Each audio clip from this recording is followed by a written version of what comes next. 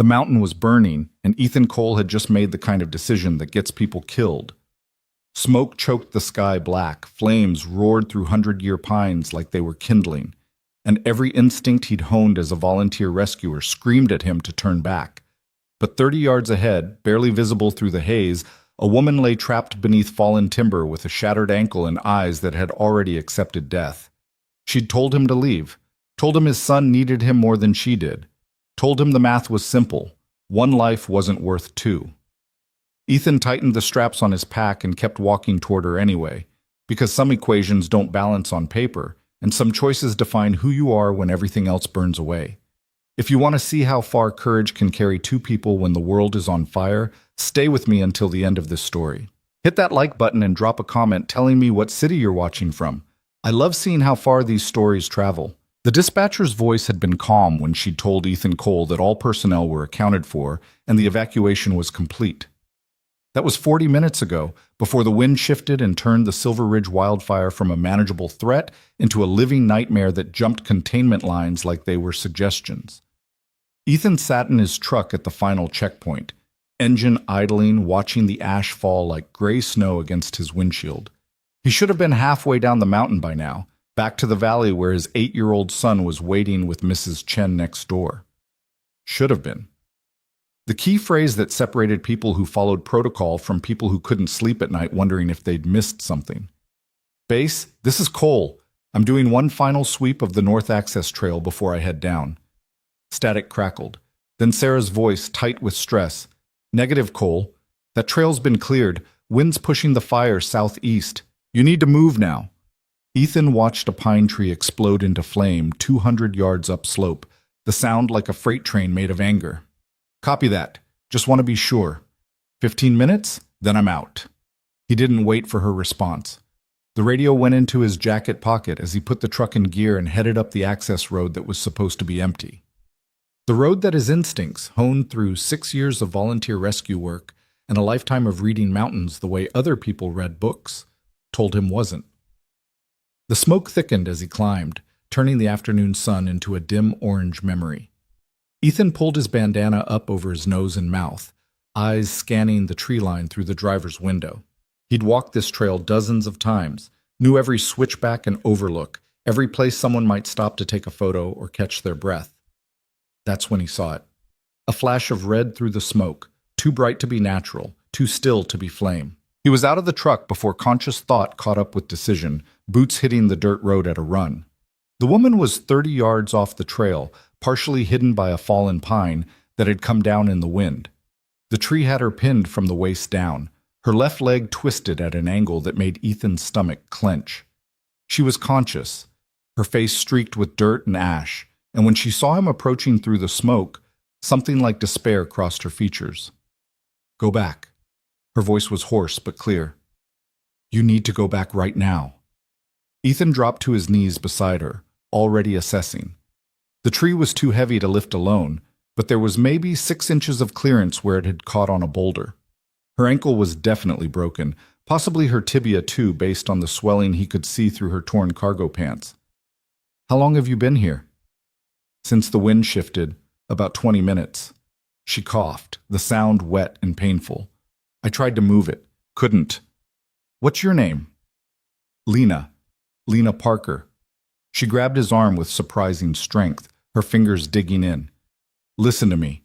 There's a child at home who needs their father more than I need a hero. The fire's moving too fast. You can't get me out in time. Ethan met her eyes. They were brown, he noticed distantly. Clear and rational and absolutely certain that she was going to die on this mountain. How do you know I have a kid? Your keychain. School photo. Little boy, maybe 7 or 8. She released his arm.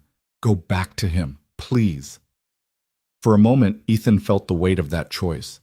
Felt it the way you feel altitude in your chest or cold in your bones. She was right about the math. The fire was maybe 10 minutes out, moving fast with the wind at its back. Getting her free would take at least 5, maybe more. Getting her down the mountain with a broken ankle, him carrying her full weight, would take another 15 at minimum. The numbers didn't work. His name's Danny, Ethan said, shrugging off his pack. He's 8. Lost his mom 3 years ago to cancer, so yeah, he needs his dad. He pulled out the compact winch he always carried, started looking for an anchor point, which is exactly why I can't teach him that you leave people behind when things get hard. This isn't hard. This is suicide. Then I guess we'd better move fast. Ethan found a solid pine 20 feet back, wrapped the winch cable around it twice. I'm going to lift this tree about a foot. When I do, you're going to pull yourself back and out. Don't try to stand, don't try to help. Just get clear. Understand? Lena's jaw tightened. You're insane. Probably. On 3. He positioned the winch, started cranking. The cable went taut, groaned with tension. 1, 2, 3. The tree lifted 6 inches, then 8, then finally cleared her legs completely. Lena screamed as she pulled herself back, the movement jarring her shattered ankle, but she got clear. Ethan released the tension and the tree dropped back with a crash that sent up a cloud of ash and needles. He was beside her in seconds, hands already checking her leg. The ankle was bad, but the bleeding was minimal. He could work with that. This is going to hurt, he said, pulling out a compression wrap. A lot. Everything already hurts. Fair point. He worked quickly, stabilizing the ankle as best he could, wrapping it tight enough to provide support without cutting off circulation. Lena's breathing came in sharp gasps, but she didn't cry out again. Tough, he thought. She'd need to be. The roar of the fire was louder now, close enough that Ethan could feel the temperature rising even through the smoke. He helped Lena into a sitting position, then crouched in front of her, back toward her. Arms around my neck. Hold on tight, and don't let go no matter what. I'm 5'8" and 140, Lena said. You can't carry me down this mountain. Ethan looked back at her over his shoulder. Watch me. He stood, taking her weight onto his back, feeling her arms lock around his shoulders. She was right. She wasn't light. But he'd carried his share of injured hikers over the years, and he'd been splitting firewood and hauling equipment since before Danny was born. His legs took the weight, his back straightened, and he started walking. The first 100 yards were manageable. The access road was relatively clear, and though the smoke was thick, Ethan knew the path by heart. He focused on his breathing, on placing each foot carefully, on the weight across his shoulders that represented a life he refused to let the mountain claim. Lena's breath was warm against his neck. Why? She asked quietly. Why what? Why are you doing this? Ethan stepped over a fallen branch, adjusted his grip under her knees. You really want to have a philosophical discussion right now? Might be my last chance. That shut him up for a few steps. Then, my wife, Claire. When she was dying, she made me promise something. Said Danny needed to learn that being strong didn't mean being hard. That the world would try to teach him to look away from people who needed help, to do the math, and make the easy choice. He paused to catch his breath, wiped sweat from his eyes. She said the only thing that matters is what you do when no one would blame you for walking away. She sounds like she was remarkable. She was. The smoke was getting worse, forcing Ethan to stop and pull his bandana higher. He could hear the fire now, a constant crackling roar punctuated by the explosive crash of burning trees. How about you? Anyone waiting for you down the mountain? No? Lena's voice was soft. Just me. What were you doing up here? Land survey. I'm a surveyor for the county, was checking boundary markers for the new development they're planning on the eastern slope. Something in her tone caught his attention. Was? She was quiet for a moment. Found some irregularities in the property lines. Things that didn't match the original survey from 15 years ago. Was supposed to file my report next week. Ethan's foot caught on a root and he stumbled, caught himself. His breathing was getting labored now, his legs starting to burn with the sustained effort. They'd covered maybe a quarter mile. Had at least another mile to go, maybe more. What kind of irregularities? The kind that suggests someone's been moving boundary markers. The kind that mean protected forest land might have been illegally reclassified for development. She coughed, the sound harsh. The kind worth a lot of money if nobody notices. A burning branch fell across the path ahead, forcing Ethan to detour into rougher terrain.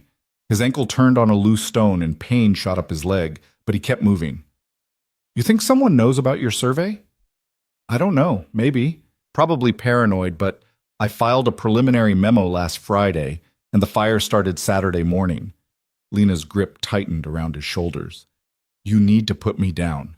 You're not going to make it carrying me like this. She was right, but Ethan didn't say so. His shoulders were screaming, his back was on fire, and his legs felt like they were moving through concrete. The smoke was so thick now he could barely see 10 feet ahead. The heat was intense, shimmering the air, making every breath feel like inhaling sandpaper. Not happening, he managed. Ethan, listen to me. Danny needs you alive. Then we'd better keep moving. He pushed forward another 20 yards, then 30. Every step was a negotiation between will and physics, between what his body could do and what he was demanding it do anyway. The fire was close now, so close he could see the glow of it through the trees to the north, could hear the freight train roar of superheated air. Lena's arms went slack for a moment, and Ethan felt her weight shift. Hey, stay with me. Dizzy. Smoke. He stopped, crouched carefully to lower her to the ground against a boulder. Her face was gray beneath the ash, her breathing shallow. Smoke inhalation, probably the beginning of heat exhaustion. He pulled out his water bottle, made her drink. Can't, she whispered. Can't do this. Ethan took her face in his hands, made her look at him. Yes, you can. 5 more minutes, Lena. That's all I need from you. 5 minutes of staying conscious and holding on. Can you do that? She blinked slowly, trying to focus. Why do you care so much? Because 3 years ago, I stood next to my wife's hospital bed and watched her die, and there was nothing I could do about it. Nothing that mattered. Nothing that changed the outcome. His voice was rough, and not just from the smoke. This, right here, this I can do something about. So you're going to hold on, and I'm going to carry you down this mountain, and we're both going to live to have a really good story to tell. Something shifted in her eyes. A decision made, or maybe surrendered. She nodded. Ethan got her back on his shoulders and stood. His legs shook with the effort, his vision graying at the edges, but he stood. And then he started walking again. The next 10 minutes blurred into an endless cycle of step, breathe, step. The fire was everywhere now, racing through the canopy overhead, jumping from tree to tree with terrifying speed. Burning branches rained down around them. Ethan's jacket started smoldering in 3 places before he could beat out the embers. Lena was singing something under her breath, or maybe praying. No, not praying, counting. Counting his steps in a quiet, steady rhythm that somehow helped him keep moving. 97, 98, 99, 100. Keep going, she whispered when he started to slow. 200 steps. You can do 200 steps. He could. And then 300. And then he broke through the worst of the smoke and saw the access road widening ahead, saw his truck exactly where he'd left it, looking impossibly far away, but also blessedly real. Almost there, he gasped. Almost. Lena's counting had stopped. Her arms were still locked around his neck, but her body was limp, unconscious. Ethan forced his legs to move faster, to close the final 100 yards to the truck. The heat was unbearable now, the fire so close he could feel it trying to suck the oxygen from his lungs. 50 yards. 25. 10. His hand hit the truck's door handle, and he fumbled it open, easing Lena into the passenger seat as gently as his shaking arms would allow. He threw himself into the driver's seat, turned the key with fingers that didn't want to work, and the engine caught on the second try. The truck lurched forward just as a massive pine came down right where they'd been standing, exploding in a shower of sparks and flame.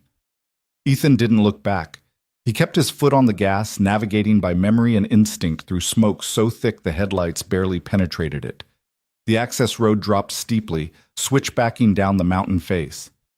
Ethan took the turns faster than he should have, tires sliding on loose gravel. But the fire was faster. It was racing them down the mountain, jumping ahead through the forest, trying to cut them off. Beside him, Lena stirred, coughed. Her eyes opened, unfocused. Did we? Not yet. Hold on. The road straightened out for a quarter mile, and Ethan pushed the truck to 40, 50, 60 miles an hour. Wind roared through the open windows, hot and thick with ash. Lena braced herself against the dashboard, watching the wall of flame through the passenger window. There, she pointed ahead. The fire jumped the road. She was right. 200 yards ahead, Flames had crossed the access road, creating a burning barrier that stretched 20 feet wide. Beyond it, Ethan could see clearer air, could see the road dropping down into safer territory. "We're not stopping," he said. Lena looked at him, then at the wall of fire, then back at him. A laugh bubbled up from somewhere deep, slightly hysterical. "You're absolutely insane." "Heard that before." Ethan floored the accelerator. The truck's engine roared, speed climbing, 70, 80. The heat was incredible as they hit the fire, like driving into an oven. Ethan felt his eyebrows singe, felt the air in his lungs turn to scalding steam. The windshield cracked with the temperature change, spiderwebbing across his field of vision. And then they were through, bursting out the other side into clear air, the truck's paint scorched, but the engine still running. Lena was laughing and crying at the same time, her good hand pressed against her mouth. Ethan eased off the gas, his whole body shaking with adrenaline and exhaustion. Behind them, the mountain burned. Ahead, the valley spread out in the late afternoon sun, peaceful and green and completely untouched by fire. "We made it," Lena whispered. "We actually made it." Ethan nodded, not trusting his voice. His hands were locked on the steering wheel, knuckles white, and he couldn't seem to make them relax. His shoulders felt like someone had beaten them with a hammer. His lungs burned with every breath. But they'd made it. The checkpoint at the base of the mountain was chaos. Fire trucks, ambulances, sheriff's vehicles all clustered around the staging area. Ethan pulled in and was immediately surrounded by EMTs, by Sarah from dispatch pulling open his door with tears streaming down her face. "You stupid, stupid man," she was saying, but she was hugging him fiercely. "We thought you were dead. We saw the fire jump the road and thought—" "I'm okay," Ethan managed. "But she needs help. Broken ankle, possible smoke inhalation." The EMTs had Lena out of the truck and onto a gurney in seconds. Oxygen mask over her face, hands checking her vitals. She reached out, caught Ethan's arm as he tried to follow. Her eyes were clear now, focused and intense. "Thank you," she said, "for being insane." He squeezed her hand. "Thank you for counting." Then they were taking her away to the ambulance, and someone was wrapping a blanket around Ethan's shoulders, and someone else was pressing a bottle of water into his hands. He drank it automatically, watching the mountain burn in the distance, watching the smoke column rise into the sky. His phone buzzed. A text from Mrs. Chen. "Danny's worried. You okay?" Ethan's fingers shook as he typed back, "On my way home. Tell him I love him." The sheriff, Tom Morrison, appeared at his elbow. They'd known each other since high school, had worked a dozen search and rescue operations together. "Heard you went back up after evacuation was called." "Yeah." "Found someone." "Yeah." Tom was quiet for a moment. "You know I should write you up for that." "I know." "Probably saved her life." "Probably." Tom clapped him on the shoulder. "Get yourself checked out by the medics, then go home to your boy. We'll talk about the paperwork later." Ethan submitted to a quick examination, minor burns, smoke inhalation, dehydration, exhaustion, then signed the papers saying he was leaving against medical advice. He needed to get home. Needed to see Danny, to hold him, to remember why he'd made the choice to go back up that mountain. The drive down to the valley took 20 minutes. Ethan's hands were steady on the wheel now, though his body was starting to feel every mile he'd carried Lena, every moment of strain and fear.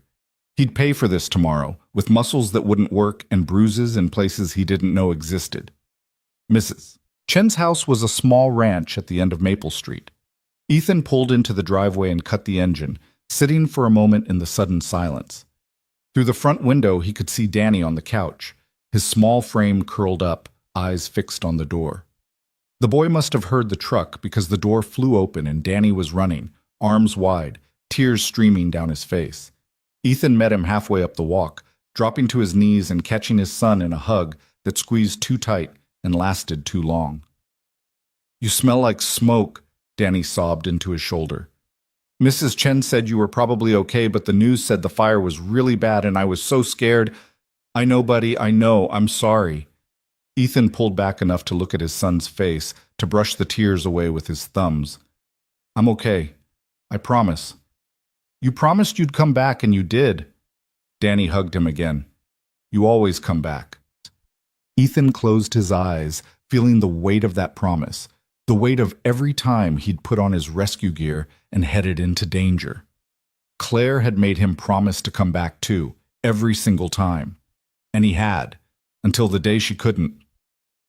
Mrs. Chen appeared in the doorway, her weathered face creased with relief. I kept him away from the TV as much as I could, but you know how kids are. He saw enough. Thank you, Lynn, for everything. She waved a hand. That's what neighbors do. You get some rest. I'll bring dinner over later. Ethan stood, Danny still clinging to him, and carried his son inside their own house next door. The living room was exactly as he'd left it that morning. Toys scattered across the floor, Danny's math homework on the coffee table, yesterday's newspaper still folded by his reading chair. Normal, safe, home. He settled onto the couch with Danny curled against his side, the boys breathing gradually evening out as the fear drained away. Ethan stared at the ceiling, feeling the adrenaline finally leaving his system, feeling the full weight of exhaustion settling into his bones. His phone buzzed again, a number he didn't recognize. He almost didn't answer, but something made him swipe to accept. Mr. Cole? This is Dr. Reeves at Valley Memorial. Lena Parker asked me to call you. She wanted you to know she's going to be fine. Surgery on the ankle went well, vitals are stable, and she should make a full recovery. Relief flooded through him. Thank you for letting me know. She also wanted me to tell you... The doctor paused. She said to tell you that she finished the count, made it to 2,000 steps before she passed out. Wanted to make sure you knew. Ethan laughed, the sound rough and unexpected. Tell her I knew she had it in her. He ended the call and looked down at Danny, who had finally fallen asleep against his side, one small hand fisted in Ethan's shirt, like he was afraid his father might disappear if he let go. The afternoon light slanted through the windows, turning the dust motes to gold, and somewhere in the distance, sirens still wailed as crews fought to contain the fire. Tomorrow, he'd have to explain to Danny what happened. Would have to find words to explain why he'd made the choice to risk not coming home. Would have to somehow communicate that some things mattered more than safety, that courage meant doing what was right even when it was hard. But that was tomorrow. Right now, he was here, with his son safe in his arms and the woman he'd pulled from the fire alive in a hospital bed. The math hadn't worked, but they'd survived anyway. Sometimes that was enough. Ethan closed his eyes and let himself rest. 3 days after the fire, Ethan sat in Valley Memorial's cafeteria, nursing his second cup of terrible coffee and trying to convince himself he was only there to check on a rescue he'd completed. That it was standard follow-up, the kind of thing any responsible volunteer would do. That the tightness in his chest when he'd called the hospital that morning and asked about Lena Parker's condition had nothing to do with the way her voice had sounded when she'd told him to save himself, or the way her arms had locked around his neck and refused to let go. Danny was at school. Mrs. Chen had insisted on taking him that morning, despite Ethan's protests that he was perfectly capable of normal parenting duties. She'd looked at the circles under his eyes and the way his hands still trembled slightly when he thought no one was watching, and she'd simply said, "Go see your friend, I'll handle the pickup." So here he was, staring at his coffee like it might contain answers, when his phone rang. Tom Morrison's name lit up the screen. "Hey, Tom. Need you to come down to the station when you get a chance." The sheriff's voice was carefully neutral, the tone he used when something was wrong, but he couldn't say so over an unsecured line. "Bringing in someone who wants to talk to you about the fire." Ethan's grip tightened on the phone. "What about it?" "Rather discuss it in person. How soon can you get here?" 20 minutes. "Good. Bring coffee. This might take a while." The line went dead. Ethan stood, dumped his coffee in the trash, and headed for the elevator. Room 342 was on the 3rd floor, and he told himself he was just letting Lena know he'd be delayed, that it was courtesy, nothing more. She was sitting up in bed when he knocked, her left leg encased in a cast from toe to knee, elevated on pillows. Her hair was clean now, pulled back in a ponytail, and without the ash and dirt, he could see she was younger than he'd thought. Early 30s, maybe? With sharp features and those same clear brown eyes that had looked at him through the smoke and calculated the odds of survival. "Ethan." She smiled, and it transformed her face from merely attractive to something that made his breath catch. "I was hoping you'd stop by. They said you've called every day. Just following up. Standard procedure.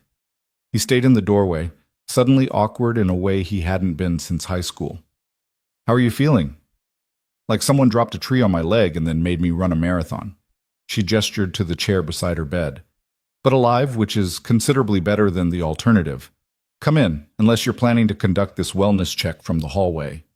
He moved into the room, settled into the chair.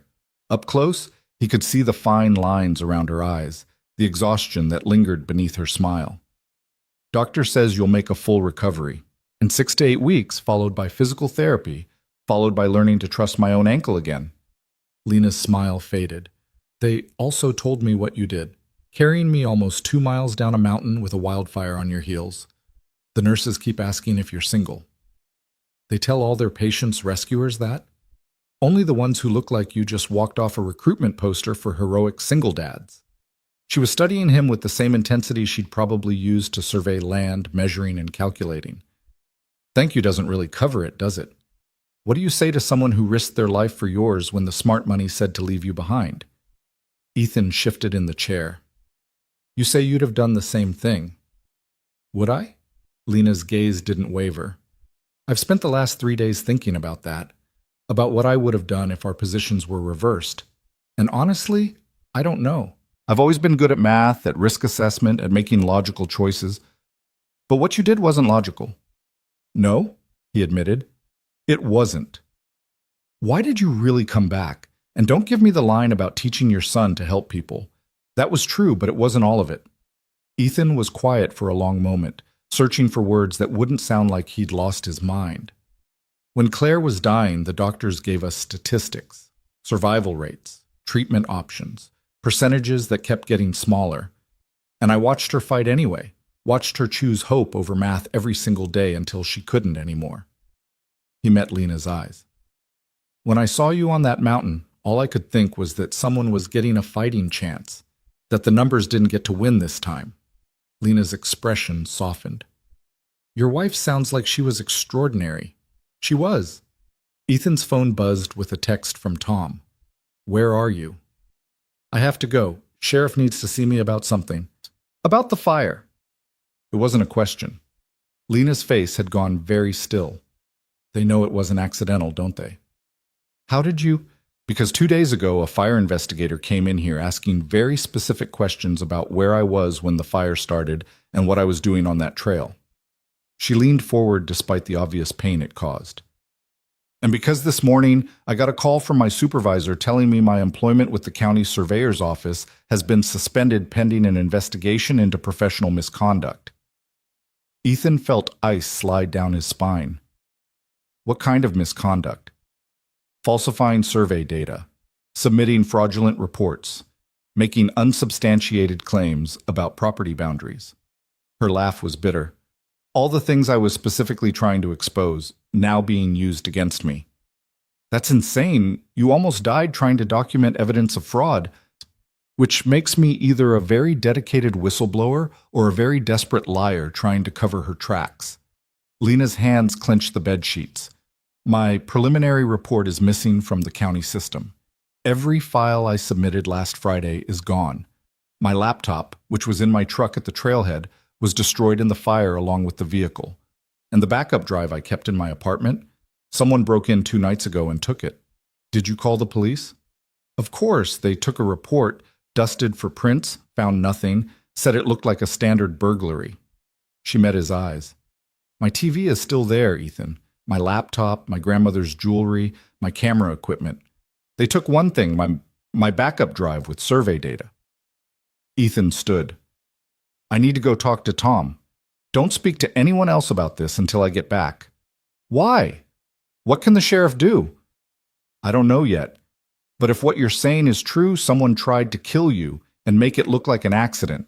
And now they're trying to destroy your credibility so no one believes your evidence. He paused at the door. The question is, what were you about to expose that's worth all that trouble? Lena's smile was sharp. Want to find out? Ethan looked at her, this woman he'd known for 3 days, this stranger he'd carried down a mountain because walking away wasn't something he knew how to do. She was offering him a door into something dark and complicated, something that would put him in the crosshairs of people willing to commit arson and burglary to protect their secrets. He thought about Danny, waiting at school for his father to pick him up. Thought about the promise he'd made to Claire to keep their son safe, to be there for him, to not take unnecessary risks. Thought about all the very good reasons to walk away from whatever this was. "Yeah," he said, "I do." The sheriff's station was a low brick building on Main Street, sandwiched between the hardware store and what used to be a video rental place before streaming killed that industry. Ethan had been here dozens of times over the years, coordinating search and rescue operations, filing reports, drinking Tom's terrible coffee while they worked through logistics. Tom was waiting in his office, and he wasn't alone. A woman in her 50s sat across from his desk, her gray suit crisp despite the mountain heat, her expression the carefully neutral mask of someone who'd spent years delivering bad news. "Ethan, this is Fire Investigator Sarah Chen from the State Fire Marshal's office." Tom gestured to the empty chair. "She's been looking into the Silver Ridge fire." "No relation to your neighbor," Chen said, offering her hand. "Though I understand she's been helping with your son while you've been dealing with the aftermath." Ethan shook her hand, noting the calluses that spoke of field work, the slight smell of smoke that clung to her jacket. "What did you find?" Chen pulled a tablet from her briefcase, swiped through several photos. "The fire started in 3 separate locations within a 2-hour window Saturday morning. All 3 points of origin show evidence of accelerant use. Specifically, a commercial-grade delayed ignition compound designed for controlled burns. Someone said it deliberately. Someone with knowledge of wildfire behavior and access to professional equipment." Chen pulled up a map, 3 red dots marking the fire's origins. The pattern was designed to create a pincer movement, trapping anyone in this specific area. Her finger traced a highlighted section of trail, the same area where Lena Parker was conducting her survey. Ethan leaned forward, studying the map. The implications were staggering. "You're saying someone tried to murder her and disguise it as a wildfire casualty?" "I'm saying the evidence is consistent with that theory." Chen's voice was carefully professional. "What I need from you is a detailed account of everything Lena told you during the rescue. Everything about why she was there, what she was doing, anything she might have said about her work." So Ethan told them. About finding her trapped, about the conversation during the carry down the mountain, about her mention of irregularities in the property survey, and her suspicion that boundary markers had been moved. He told them about her preliminary report, about the missing files and the convenient burglary. Tom's expression darkened with each detail. "How much land are we talking about?" She didn't specify, but she mentioned it was for the new development on the eastern slope, the Ridgeline Vista project. Chen and Tom exchanged glances. "Tell him," Chen said quietly. Tom pulled out a folder, slid it across the desk. "Ridgeline Vista is a $300 million development. 200 luxury homes, a golf course, shopping center, the works. It's being built by Pinnacle Mountain Development, which is a subsidiary of Cascade Holdings, which is owned by—" "Let me guess," Ethan interrupted. "Someone with enough money and connections to make problems disappear." "Marcus Hale," Tom said. "And before you ask, yes, that Marcus Hale. Former state senator, current real estate magnate, and owner of half the commercial property in this county." He tapped the folder. The Ridgeline Vista project was approved 18 months ago after Hale donated $2 million to the county's Environmental Protection Fund. Ironic, considering what we're looking at now. Ethan opened the folder. Inside were property maps, environmental impact reports, and a sheaf of legal documents dense with corporate language. "What am I looking for?" "Page 12, Chen said. "The original environmental survey from 15 years ago." Ethan found it, a detailed topographical map with colored sections indicating protected forest land, watershed areas, and zones cleared for development. Then he flipped to page 13, which showed the current approved boundaries for Ridgeline Vista. The difference was subtle but unmistakable. The development had expanded to include sections that had been marked as protected forest in the original survey. Not by much, maybe 40 acres total, but in this market, 40 acres of pristine mountain land was worth tens of millions. "Lena noticed this?" Ethan asked. "She did more than notice," Tom said. "According to her supervisor, who by the way is now claiming he never received her preliminary report. She spent 3 weeks physically walking the boundaries, checking marker positions against the original survey maps. And she found that someone had systematically moved markers to shift the property lines. 40 acres of protected forest, Chen added, that suddenly became available for luxury development, clean water access, untouched timber, views that would add $100,000 to each home's sale price. Ethan sat back, processing. So Hale, or someone working for him, moved the markers, got the new boundaries approved, and when Lena discovered the fraud, they tried to eliminate her and destroy the evidence. That's the theory, Tom said. Proving it is another matter. The missing files, the burglary, the fire itself. Individually, they're all circumstantial. Together they paint a picture, but without Lena's original survey data, we have no proof the markers were moved. She had field notes, Ethan said. During the rescue, she was very specific about what she'd found. GPS coordinates, discrepancies in the measurements, photographs of the markers. Chen leaned forward. If she had photographs, if she has any backup of that data anywhere, we can build a case. But we need her cooperation, and right now she's unemployed, under investigation for fraud, and facing the possibility that no one will believe her even if she does come forward. That's why they went after her credibility first, Ethan realized. Discredit the witness before she can testify. Classic playbook, Tom agreed. And it's working. The county administrator is already talking about a full audit of all surveys Lena completed in the past 5 years. Every property line she drew, every boundary she marked, now suspect. Even if she's vindicated eventually, her career is destroyed. Ethan thought about Lena in her hospital bed, jaw set with determination despite the pain and exhaustion. Thought about the way she'd looked at the fire and done the math, calculated her own death with the same precision she probably used to measure land. What do you need from me? Talk to her, Chen said. Convince her to tell us everything she knows, give us everything she has. We can protect her, but only if she's willing to cooperate fully. Protect her how? You just said someone burned down a forest trying to kill her, broke into her apartment, destroyed her reputation. Ethan's voice was harder than he intended. Forgive me if I'm skeptical about your ability to keep her safe. Tom stood, moved to the window overlooking Main Street. You're right to be skeptical.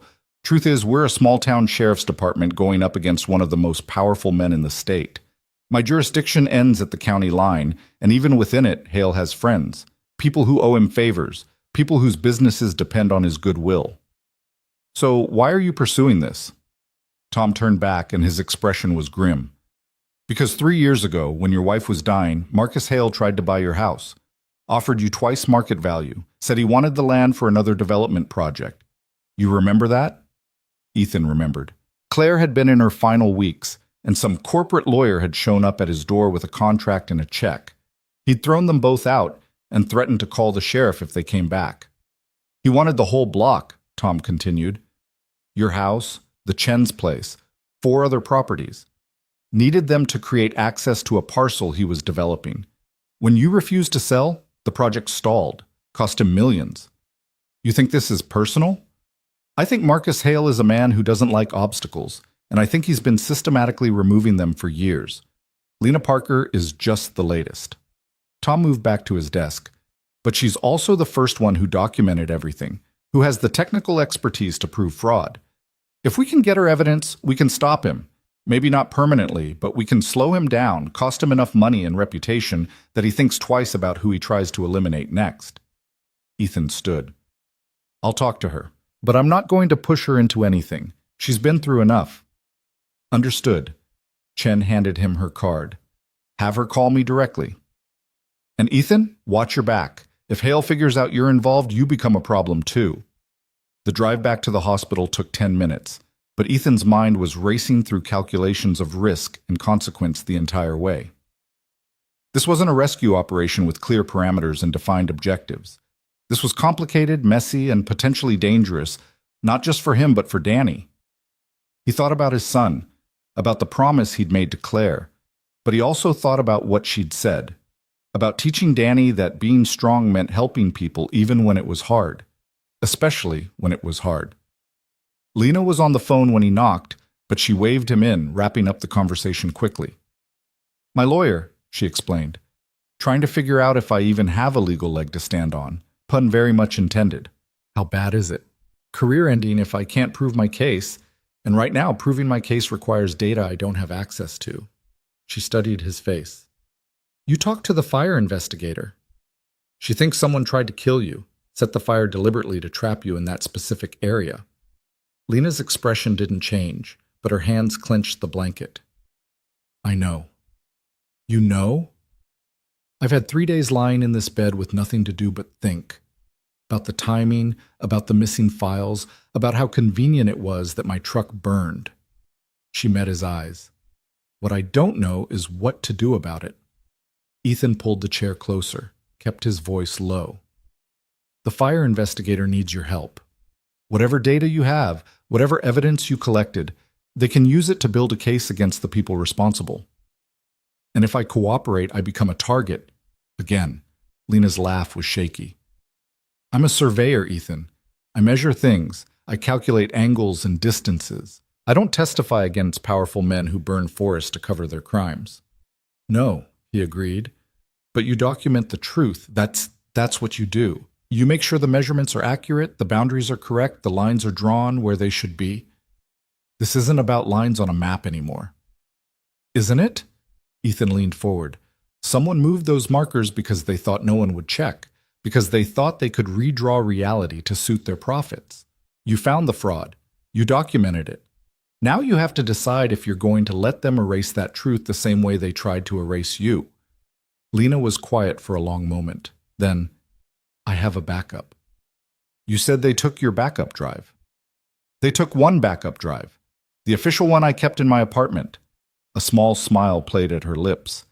But I also have a personal cloud storage account that I've been using since grad school. Every survey I've ever done, every measurement, every photograph, backed up automatically, including the Ridgeline Vista survey. Ethan felt hope surge. Can you access it? From any computer. But Ethan, if I turn this over, if I go public with what I found, my life changes. Not just my career, my actual life. Hale has resources, connections, lawyers who will tear apart every word I say, and that's assuming he stops at legal methods. The sheriff can protect you. Can he? Can he really? Lena's voice rose slightly. I'll be looking over my shoulder for years, wondering if every car that follows me a little too long, every stranger who makes eye contact, every unexpected knock at the door is connected to this. That's what I get for being thorough, for doing my job right.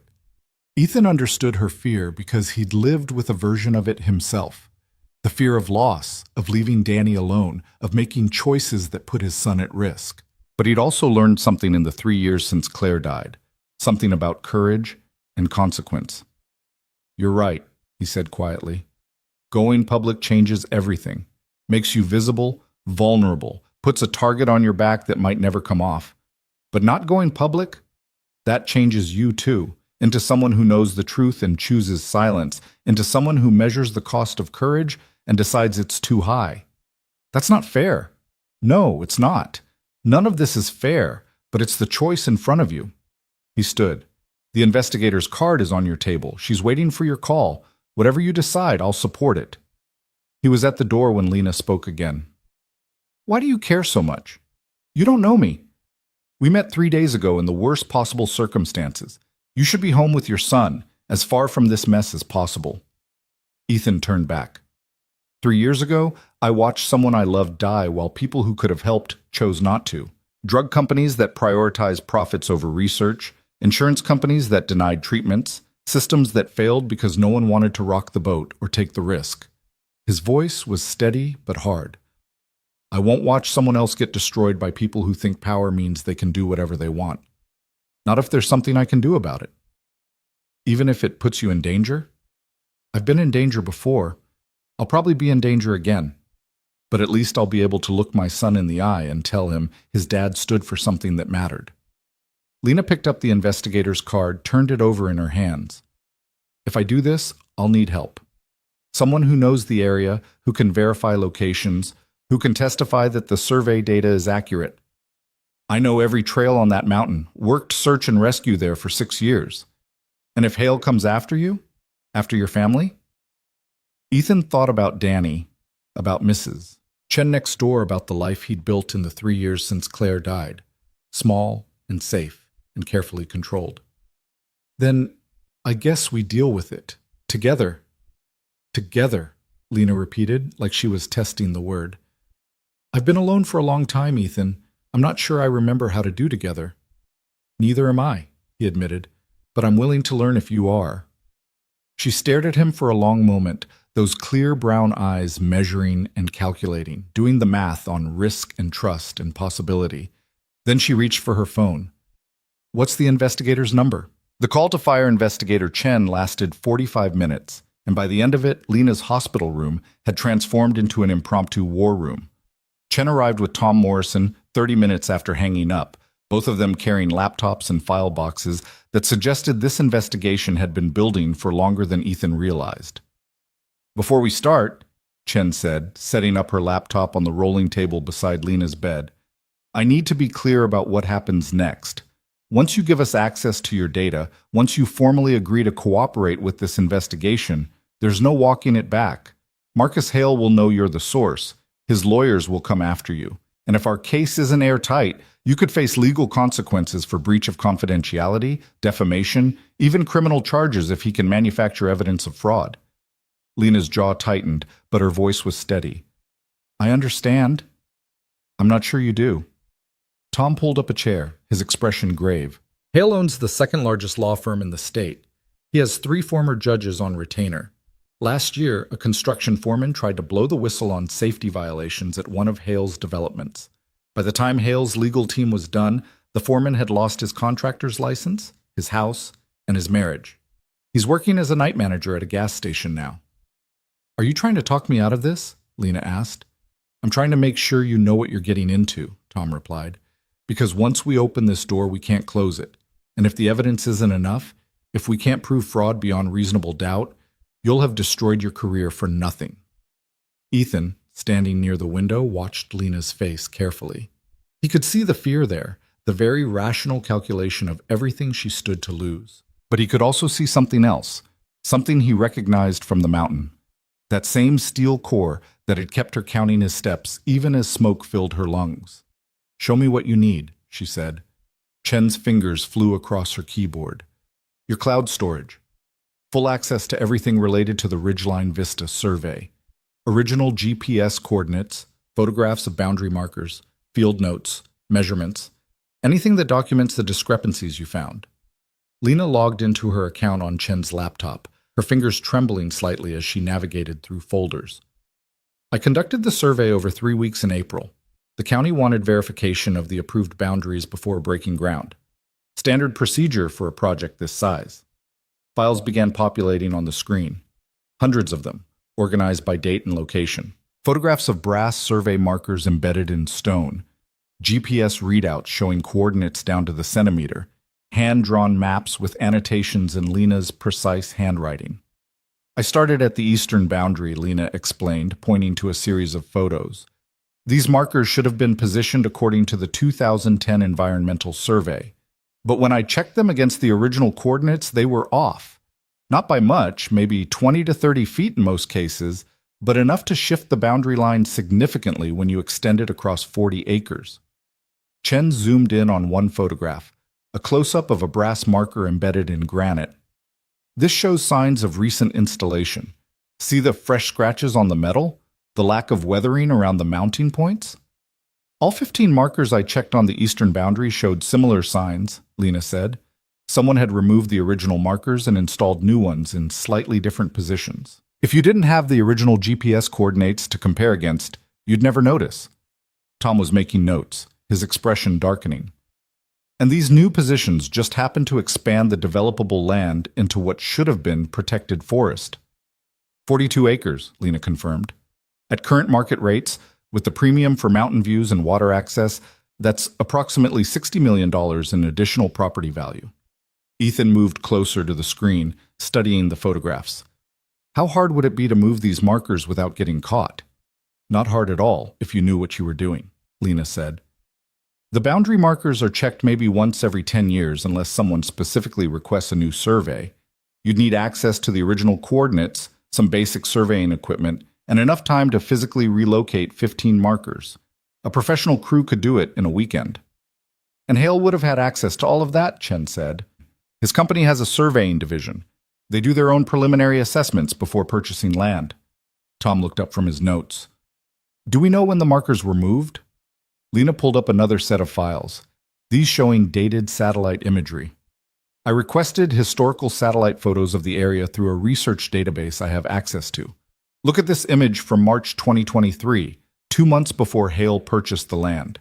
You can see the original marker positions as small reflective points. Now look at this image from September 2023, 4 months after the purchase. The markers had shifted. It was subtle, requiring careful comparison, but unmistakable once you knew what to look for. He moved them after the purchase, but before the final boundary verification, Chen said slowly. That gave him time to get the fraudulent boundaries approved before anyone noticed the discrepancy. And it would have worked, Lena added, except the county required a new comprehensive survey before breaking ground. Standard environmental protection measure. They hired me because I have a reputation for being thorough. Too thorough, Ethan said quietly. The room fell silent. They all understood what had happened next. Lena had found the fraud, documented it, filed her preliminary report. And within 24 hours, someone had decided she was a problem that needed to be eliminated. Chen closed the laptop carefully. This is good. This is very good. With your testimony and this documentation, we can prove the markers were moved. We can establish timeline, demonstrate fraud, show intent to deceive. But? Lena asked, because there was always a but. But we still need to connect it directly to Hale. Right now, we can prove someone moved the markers. We can prove the boundaries were fraudulently altered. What we can't prove is that Hale ordered it or even knew about it. His lawyers will argue it was a mistake by a subordinate, an error in the surveying process, anything to create reasonable doubt. What about the fire? Ethan asked. Someone set it deliberately to trap Lena. That's attempted murder. Which we also can't prove was Hale's doing, Tom said. The accelerant used is commercially available. The timing is suspicious but not definitive. And Hale was in Sacramento at a development conference the morning the fire started. 30 witnesses can place him 200 miles away. Lena leaned back against her pillows, exhaustion evident in every line of her body. So what you're saying is that I give up everything, put a target on my back, and we still might not be able to touch him. I'm saying we need more, Chen replied. We need someone inside Hale's organization willing to testify. We need financial records showing payments for the surveying work. We need communication, emails, text messages, recorded conversations that prove Hale knew about the fraud. How are we supposed to get that? We keep investigating. We put pressure on the people who work for him, see if anyone's willing to flip. We subpoena records, follow the money trail. Chen's expression was determined. This data you've given us is the foundation. Now we build the case around it. Ethan's phone buzzed. A text from Mrs. Chen. Danny's asking when you'll be home. Everything okay? He typed back quickly. Soon. Tell him I'm helping a friend. Love you both. When he looked up, Tom was watching him. You should go. Be with your son. This is going to take time, and there's nothing more you can do here today. He's right, Lena said. You've done enough, Ethan. More than enough. But Ethan was thinking about the timeline Chen had laid out, about investigating and building cases and following money trails while Lena sat exposed and vulnerable. How long before Hale knows she's cooperating? Tom and Chen exchanged glances. If he doesn't know already, he will soon. We'll have to file subpoenas, interview his employees, request financial records. That kind of activity gets noticed. So she's in danger. We can provide protection, Tom began. What kind of protection? A patrol car driving by her apartment twice a night? Ethan's voice was harder than he intended. You said yourself Hale has resources and connections. He tried to kill her once. What's to stop him from trying again? I can take care of myself, Lena said, but her voice lacked conviction. Ethan looked at her, at the cast on her leg, at the exhaustion in her eyes, at the way her hands trembled slightly when she thought no one was watching. No offense, but you can barely walk. How are you going to take care of yourself against someone with Hale's resources? What are you suggesting? Tom asked carefully. The idea had been forming in the back of Ethan's mind since Chen had laid out the timeline, since he'd realized how exposed Lena would be once the investigation went public. It was probably crazy. Definitely complicated, but it was the only thing that made sense. She stays with me, Ethan said. At my house, until this is over. The room went very quiet. Lena stared at him like he'd suggested they fly to Mars. That's insane. Is it? You said yourself you're being released tomorrow. Where are you going to go? Back to an apartment that's already been broken into? To a hotel where you're alone and isolated? He turned to Tom. How long before you can guarantee her safety? Honestly, weeks, maybe months. We'd have to go through official channels, request protective custody, coordinate with the state. So she's on her own until then. Perfect target for anyone Hale sends after her. And your solution is to paint a target on yourself and your son too? Lena's voice rose. Ethan, this is exactly what I was trying to avoid. Dragging other people into my mess, putting innocent people at risk. Too late. I'm already in it. The moment I carried you off that mountain, I became part of this story. He moved closer to her bed, kept his voice steady. My house has good security. Motion sensors, cameras that Mrs. Chen made me install after Claire died. It's in a neighborhood with lots of families, lots of eyes on the street, and I know the area, know the people, know when something's out of place. What about Danny? Tom asked. You really want to explain to your 8-year-old why a stranger is living in your house? Why there might be people watching your home? I'll tell him the truth. That someone needs help and we're in a position to provide it. That's what we do in our family. Ethan looked at Lena. Claire used to bring home strays all the time. Neighbors going through rough patches, friends who needed a place to stay, once an entire family whose house flooded. Danny grew up understanding that our home was a safe place for people who needed it. This isn't a flooded house situation, Lena said quietly. This is people who set fires and break into apartments and destroy careers. This is dangerous, Ethan. I know, but it's still the right thing to do. Chen closed her laptop with a decisive click. Actually, it might work. Having Lena in a stable, monitored location makes our job easier. We can coordinate with Ethan, set up additional security if needed, maintain regular contact. She looked at Lena. And frankly, you'll recover better in a home environment than alone in an apartment watching over your shoulder. This is crazy, Lena repeated, but Ethan could hear the resistance weakening. Probably, he agreed. But we've already established that crazy seems to be my default setting lately.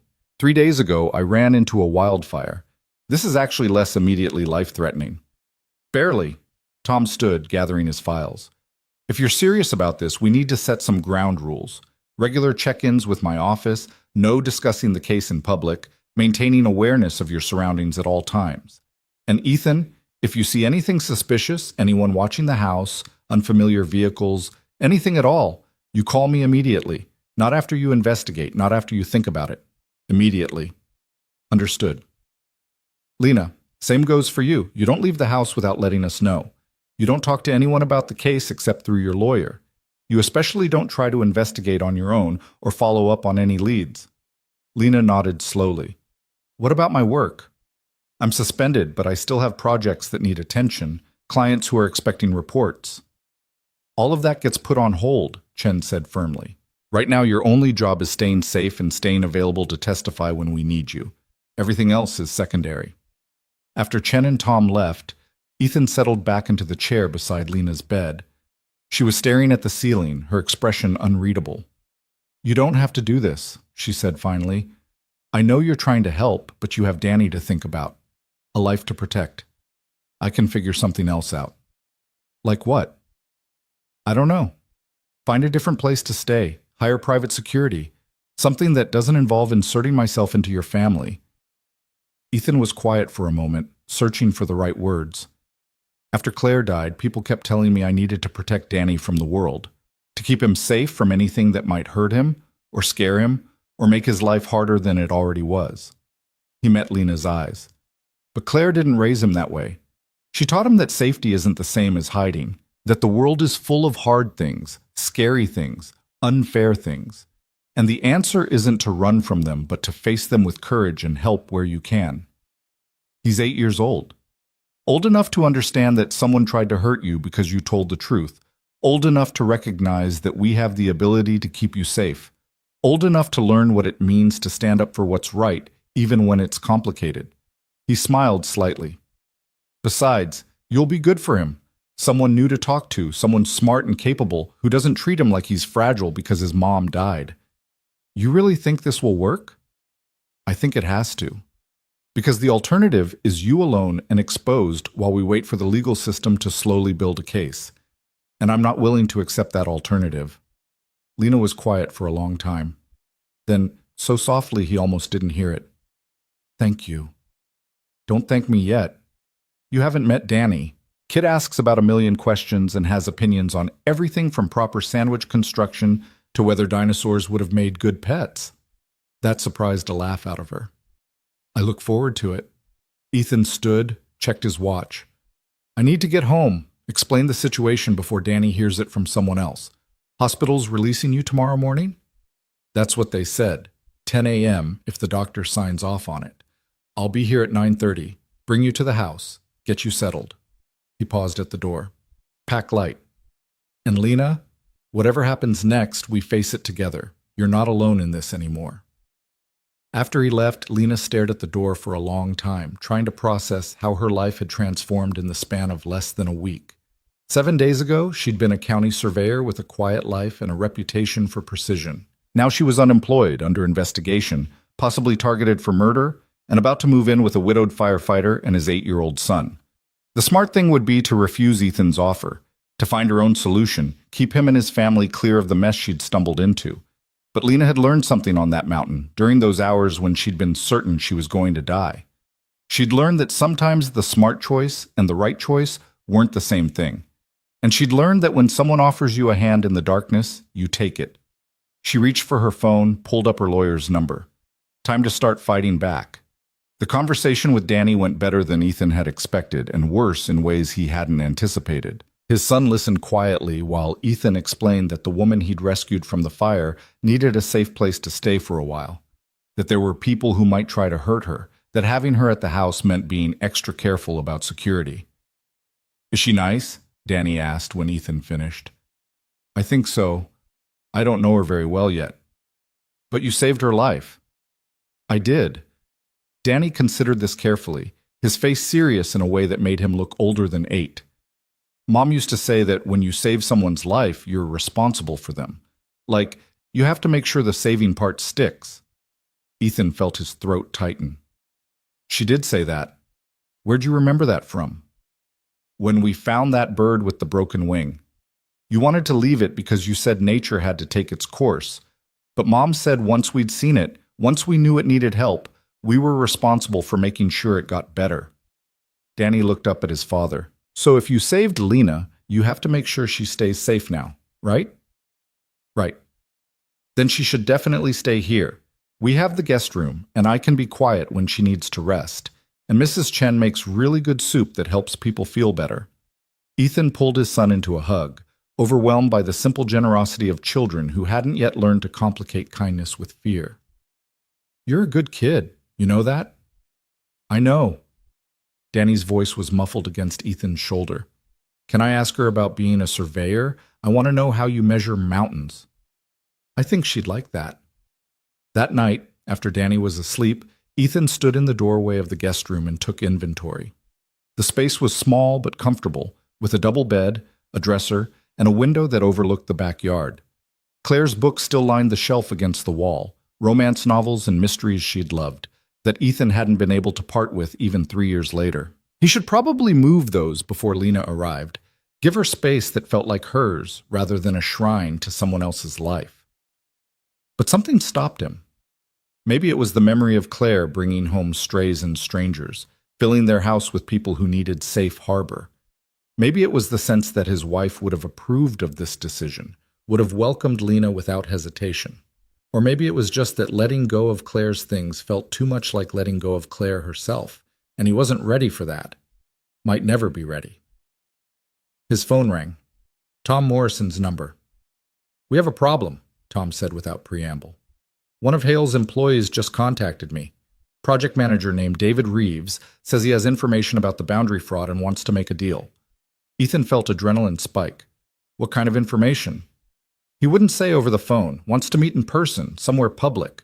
Tomorrow at noon, the diner on Route 7. That's fast. Yesterday we had nothing. Now suddenly someone's coming forward? I know. Could be legitimate. Could be a setup. Could be someone Hale is using to figure out what we know. Tom's voice was grim. Which is why I want you there as backup. Me? I'm not law enforcement. No, but you're someone Hale doesn't know is involved yet. You can sit at a separate table, watch the room, call for help if things go sideways. Chen will be there too, in her car outside. We're taking this seriously, but we're also being careful. Ethan thought about Lena, about the promise he'd made to face this together. What time should I pick up Lena from the hospital? After the meeting. If this goes well, if Reeves really does have information we can use, we might need her there to verify technical details, but I don't want her anywhere near this until we know it's safe. Understood. Noon at the diner. I'll be there. After hanging up, Ethan checked the locks on all the doors, made sure the security system was armed, looked in on Danny one more time. Everything was quiet, peaceful, normal. The kind of night that should have let him sleep easily. But he lay awake for hours, staring at the ceiling and wondering what he'd gotten himself and his son into, wondering if courage and doing the right thing were really enough when facing someone with Marcus Hale's resources and ruthlessness, wondering if he'd made a terrible mistake. And underneath all of that, a small voice that sounded suspiciously like Claire's, reminding him that fear was just another form of calculation, that sometimes you had to ignore the math and trust that being on the right side of truth mattered more than being on the safe side of probability. He finally fell asleep around 3 a.m. and dreamed of fire and falling and a voice counting steps in the darkness. The diner on Route 7 was the kind of place that had been serving the same menu since 1987 and saw no reason to change. Red vinyl booths, checkered floor tiles, a counter where locals gathered for coffee, and gossip that spread faster than any social media network could manage. Ethan arrived 15 minutes early, took a booth near the back with clear sight lines to both entrances, and ordered coffee he didn't drink. Tom was already there, sitting at the counter in civilian clothes, looking every bit like a man grabbing lunch on his day off. Through the window, Ethan could see Chen's unmarked sedan in the parking lot, positioned to watch everyone who came and went. At 11:58, David Reeves walked in. He was younger than Ethan expected, maybe 35, with the kind of neat appearance that spoke of corporate ambitions and careful image management. Pressed khakis, button-down shirt, wedding ring that caught the fluorescent lights. He scanned the diner nervously, spotted Tom at the counter, and headed that direction. Ethan watched the interaction from his booth, noting the way Reeves kept glancing at the door, the way his hands trembled slightly when he shook Tom's hand. Either the man was genuinely scared, or he was a very good actor. Tom led Reeves to a booth on the opposite side of the diner, far enough from Ethan to maintain plausible deniability, but close enough that Ethan could hear fragments of their conversation when the lunch crowd noise ebbed. A waitress brought them menus, coffee, the kind of casual service that suggested nothing unusual was happening. "I appreciate you meeting me," Reeves said, his voice low but carrying. "I wasn't sure if I should reach out, but after what happened to that surveyor, after the fire—" He stopped, took a breath. "I couldn't stay quiet anymore." Tom's response was too quiet for Ethan to hear, but Reeves nodded and continued. "I've been with Pinnacle Mountain Development for 6 years, started as an assistant project manager, worked my way up. The Ridgeline Vista project was supposed to be my big break, my chance to run a major development from start to finish." His laugh was bitter. "Turns out, it was also my chance to become an accessory to fraud." Ethan's coffee cup paused halfway to his lips. This was it. This was the connection they needed. Last March, Mr. Hale called me into his office. Said there was a problem with the ridgeline boundaries, that the protected forest designation was eating into our profit margins. He asked if there was a way to reconfigure the property lines to maximize developable land. Reeves's hands clenched around his coffee mug. I told him it wasn't possible without violating environmental protections. He said to find a way to make it possible. "Did he specifically tell you to move the boundary markers?" Tom asked. "Not in those words. He's too smart for that. Art. But he made it clear what he expected, and he made it equally clear that my job depended on delivering results." Reeves pulled out his phone, started scrolling through something. "I have emails, instructions to hire a private surveying crew, specifications for relocating the markers, approval for payments that were listed as routine boundary maintenance but totaled over $200,000. Ethan saw Tom lean forward, saw the controlled excitement on the sheriff's face. This was better than they'd hoped. Direct evidence, documentation, a paper trail that led straight to Hale. "Why are you coming forward now?" Tom asked. Reeves was quiet for a moment. "My wife is pregnant. We found out last month. And I keep thinking about the kind of world I'm bringing this kid into, the kind of example I'm setting." He looked up at Tom, and his eyes were haunted. "When I saw the news about the fire, about that surveyor who almost died, I realized someone had tried to kill her because she found what I'd helped hide. And I thought about my kid asking me someday what I did when I knew something was wrong. I didn't want the answer to be that I stayed quiet." "You understand what coming forward means?" Tom's voice was gentle but firm. "Hale will destroy your career. He'll sue you for breach of contract, defamation, anything his lawyers can think of. You'll probably lose your job, possibly face criminal charges yourself depending on how deeply you were involved." "I know. My lawyer says I'm insane. My wife is terrified, but I can't live with this anymore." Reeves slid his phone across the table. "Everything's there. Emails, financial records, text messages between Hale and his surveying crew. Enough to prove he knew exactly what was happening and ordered it personally." Ethan watched Tom photograph the phone screen, documenting the evidence with methodical precision. This was it. This was the breakthrough that would bring Hale down, that would vindicate Lena and stop the development and prove that truth still mattered more than money. That's when the diner's door opened and two men in expensive suits walked in. Ethan recognized the type immediately. Corporate lawyers, the kind who showed up to deliver bad news with legal precision and zero empathy. They scanned the diner, spotted Reeves at the booth with Tom, and headed straight for them. "Mr. Reeves," the taller one said, his voice carrying across the suddenly quiet diner, "we need you to come with us. Mr. Hale would like to speak with you about some concerning allegations that have come to his attention."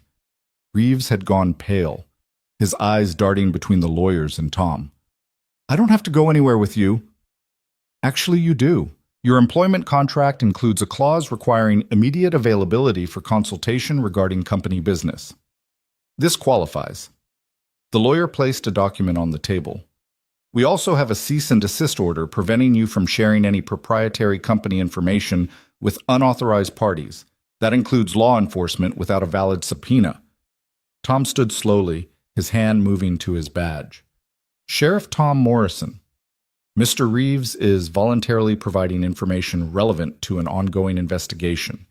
You have no authority to interfere." "We're not interfering, Sheriff. We're simply reminding Mr. Reeves of his contractual and legal obligations." The second lawyer, shorter but somehow more menacing, smiled coldly. "Any information he shared with you was obtained under false pretenses and is therefore inadmissible. Our firm will be filing motions to suppress any evidence derived from this conversation." Ethan saw the trap closing. Hale had known about the meeting, had probably known about it before Reeves had even called Tom. Had let his employee make contact, let him provide evidence, then swooped in to invalidate everything through legal maneuvering. "David," the tall lawyer said, his voice almost kind, "you need to think about your family. Your wife, your child on the way. Mr. Hale is willing to be generous if you reconsider this course of action. Full salary during paternity leave, promotion to senior project manager, a very comfortable severance package if you decide corporate life isn't for you anymore. All he asks is that you remember your obligations to the company that's employed you for 6 years." It was a masterclass in manipulation.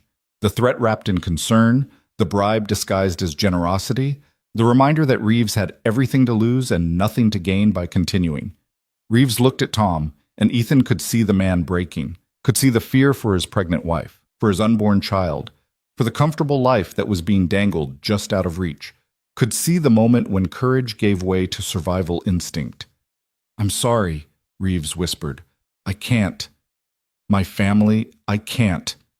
He stood, took his phone back from the table, and walked out with the lawyers flanking him like prison guards. The door swung shut behind them, and the diner slowly returned to its normal rhythm of conversation and clinking silverware. Tom sat back down heavily, his expression grim. Ethan abandoned his booth and slid in across from the sheriff. "How did they know?" Ethan asked quietly. "Either Reeves told someone, or Hale has been monitoring his communications, or we have a leak somewhere in the investigation. Tom's jaw was tight with frustration. Either way, we just lost our best witness and any evidence he might have provided. What about the photos you took of his phone? Inadmissible without Reeves's testimony to authenticate them. Hale's lawyers will argue they're fabricated, that we manipulated the images, that there's no chain of custody. Without Reeves willing to testify that those are his actual communications, they're worthless. Ethan felt anger building in his chest. So that's it. Hale just wins? He threatens someone's family and walks away clean? For now. Tom stood, threw money on the table for the coffee. But people like Reeves don't sleep well at night. The guilt eats at them. Give it time. Maybe he'll find his courage again. And if he doesn't? Tom didn't answer, which was answer enough. Ethan's phone buzzed, a text from the hospital. Lena's been discharged early. She's waiting in the lobby. He showed Tom the message. I need to go pick her up. Get her settled before... Before what? Before the next threat materialized? Before Hale decided to eliminate the problem more permanently? Go, Tom said. I'll call Chen, fill her in on what happened here. We'll regroup tonight, figure out our next move. We still have Lena's evidence. The photos, the GPS data, the satellite imagery. We do. But without someone on the inside willing to testify that Hale ordered the fraud, we can't connect him to it. Best case, we shut down the development, force a new survey. Worst case, Hale's lawyers tie this up in court for years while he develops the land anyway, and pays whatever fines eventually come down. Tom's expression was bleak. I'm sorry, Ethan. I thought we had him. The drive to the hospital took 20 minutes, and Ethan spent it trying to figure out how to explain to Lena that their best lead had just evaporated. That the man who'd tried to kill her was still free, still powerful, still protected by money and lawyers and fear. She was waiting outside the main entrance, seated in a wheelchair per hospital policy despite her protests, her casted leg propped up awkwardly. Someone had brought her clean clothes, dark jeans with one leg cut to accommodate the cast, a simple blue sweater, her hair pulled back in a practical ponytail. She looked tired but determined, and when she saw Ethan pull up, relief flooded her face. Please tell me you're here to rescue me from the cheerful prison that is modern healthcare, she said as he helped her into the truck. Something like that. He stowed the wheelchair, slid behind the wheel. How are you feeling? Like someone dropped a tree on my leg and then made me run a marathon. The usual. She studied his face as he pulled out of the parking lot. Something happened. I can see it in your expression. So he told her.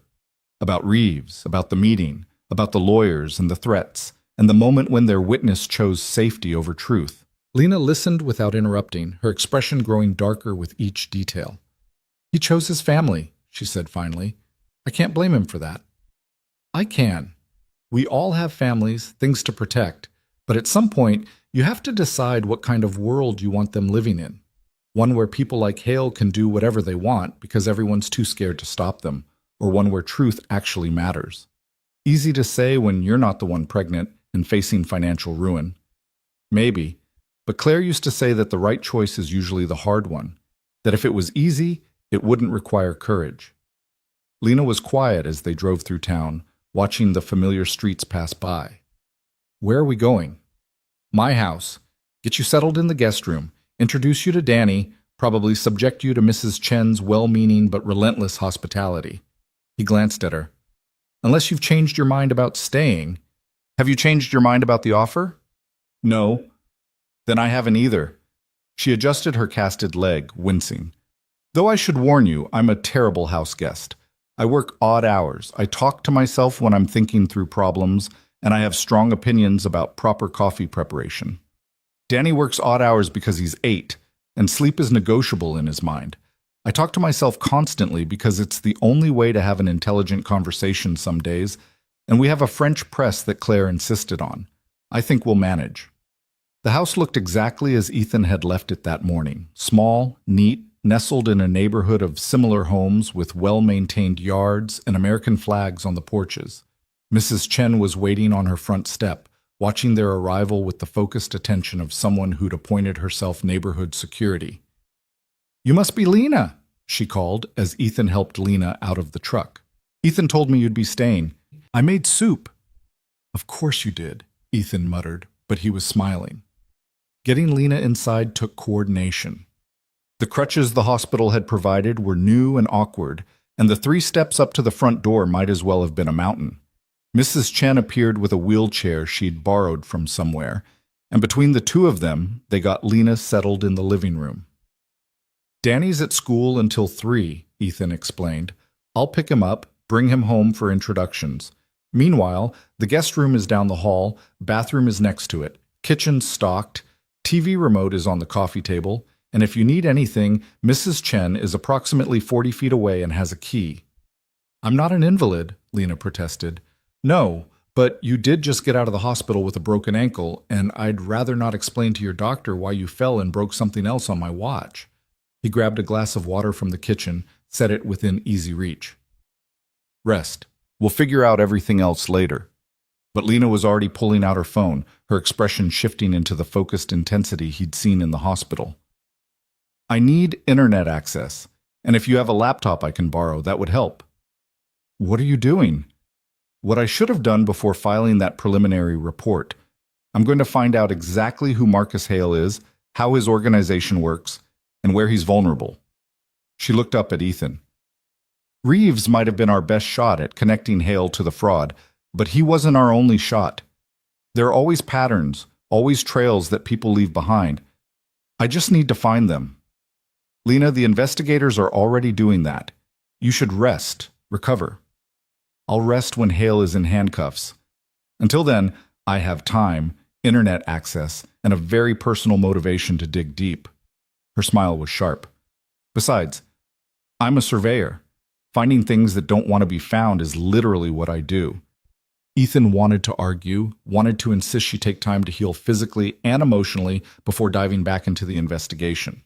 But he recognized that look in her eyes, had seen it in the mirror often enough. It was the look of someone who'd been knocked down and was choosing to get back up swinging. "Laptop's in my bedroom. Wi-Fi password is taped to the router in the kitchen." "And Lena?" He paused at the door. "Thank you." "For what?" "For not giving up. For fighting back. For being exactly the kind of stubborn that might actually beat someone like Hale." She laughed, the sound genuine despite everything. "You say stubborn, I say appropriately persistent. Claire would have liked you." The words surprised them both. Ethan hadn't meant to say them, hadn't even realized he was thinking them until they were out, but they were true. Claire, who'd collected strays and fought injustice with the same fierce determination, who'd seen the world not as it was, but as it should be, and worked relentlessly to close that gap, she would have absolutely liked Lena Parker. "I wish I could have met her," Lena said softly. "Yeah, me too." The afternoon passed in a strange domesticity that felt both comfortable and surreal. Ethan picked up Danny from school, endured his son's excited questioning about their house guest, and returned home to find Lena exactly where he'd left her, now surrounded by printed documents and handwritten notes that covered every surface of the coffee table. "This is Lena," Ethan said, ushering Danny into the living room. "Lena, this is Danny. Please excuse anything he says for the next 5 minutes because he has zero filter when he's excited." "Hi." Danny approached with the fearless curiosity of children who haven't yet learned to be wary of strangers. "Dad says you're a surveyor. Do you get to use lasers? Can you really measure a whole mountain? Why do they call them boundary markers if they're just metal things in rocks? Did it hurt when the tree fell on you?" Lena blinked, clearly overwhelmed by the rapid-fire questions, then laughed. "Yes, sometimes, yes, with the right equipment, because that's what they mark. And very much yes." "Cool." Danny settled on the floor beside the coffee table, examining her notes. "What are all these papers?" "Research. I'm trying to find information about someone who did some bad things so we can prove he did them and make sure he can't do them again." "Like a detective?" "Something like that." Danny considered this seriously. "My mom used to say that bad guys only win if good people get too tired to fight. Are you tired?" Lena met Ethan's eyes over his son's head, and something passed between them, understanding, solidarity, the recognition of shared purpose. "Not even a little bit," she said. That evening, after Danny had been fed, bathed, and reluctantly convinced that bedtime was non-negotiable, Ethan found Lena still working in the living room. She'd moved to the couch, her casted leg propped on pillows, the laptop balanced on her knees. "Find anything?" he asked, settling into the chair across from her. "Maybe." Hale's development company has been involved in 7 major projects over the past decade. 4 of them involved land that was previously protected or restricted in some way. 3 of those 4 had the restrictions lifted or boundaries changed in the months before Hale purchased the property. That's a pattern. That's a pattern that suggests either Hale is incredibly lucky or he's been systematically manipulating land classifications for years. She turned the laptop so he could see the screen, showing a timeline with color-coded markers. What's interesting is the people involved. Same county administrator approving the changes. Same law firm handling the transactions. Same environmental consulting company certifying that the land was suitable for development. You think they're all in on it? I think Hale has built a network of people who benefit from looking the other way. The county administrator gets generous campaign contributions. The law firm gets lucrative retainer agreements. The consulting company gets ongoing contracts. Lena pulled up another document. What I need to find is the one person in this network who got less than they expected, or who has a reason to resent Hale, or who kept records that could expose the whole operation. Ethan leaned forward, studying the web of connections she'd mapped. That's going to take time. I have time. And more importantly, I have nothing else to do while I'm stuck in this cast except watch daytime television, which I'm pretty sure is designed to drive people insane. You could rest, actually recover. I'll rest when this is over. She closed the laptop, rubbed her eyes. Ethan, can I ask you something personal? Depends on how personal. Why are you really doing this? And don't tell me it's about teaching Danny or honoring Claire's memory. Those are true, but they're not all of it. He was quiet for a long moment, trying to find words for something he'd barely articulated to himself. When Claire was sick, I felt helpless. Watching her fight this thing I couldn't protect her from, couldn't fix, couldn't even understand most of the time. The doctors would use all this medical terminology, throw around statistics and treatment options, and I'd just sit there nodding like I had any idea what they were talking about. You were trying to support her.